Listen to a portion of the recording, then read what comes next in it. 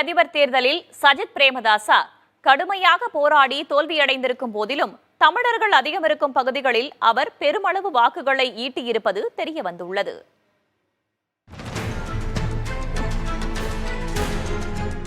இலங்கை நாடு நிர்வாக வசதிக்காக 22 மாவட்டங்களாக பிரிக்கப்பட்டுள்ளது. இதில் பெரும்பாலான மாவட்டங்களில் தேசிய மக்கள் சக்தி கூட்டணியின் தலைவர் அனுராக் குமார திசநாயக்க அதிக வாக்குகளை பெற்றுள்ளார்.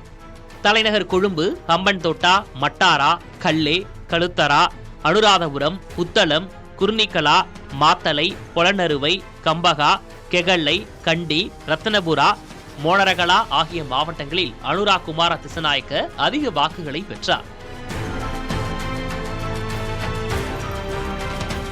எதிர்க்கட்சித் தலைவர் சஜித் பிரேமதாசாவுக்கு வடக்கு மற்றும் கிழக்கு பகுதிகளில் உள்ள மாவட்டங்களில் அதிக ஆதரவு கிடைத்துள்ளது. யாழ்ப்பாணம், வன்னி, திரிகோணமலை, மட்டக்களப்பு, நுவரெலியா, பதுல்லா உள்ளிட்ட மாவட்டங்களில் சஜித் பிரேமதாசா அதிக வாக்குகளை பெற்றார். இதில் பெரும்பாலான மாவட்டங்களில் தமிழர்கள் அதிகம் வசிப்பது குறிப்பிடத்தக்கது.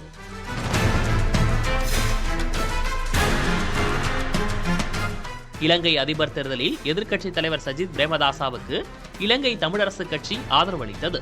எனினும் பிற தமிழ் கட்சிகளும் தமிழ் அமைப்புகளும் இணைந்து முன்னாள் நாடாளுமன்ற உறுப்பினர் அரியநேந்திரனை பொது வேட்பாளராக நிறுத்தினர்.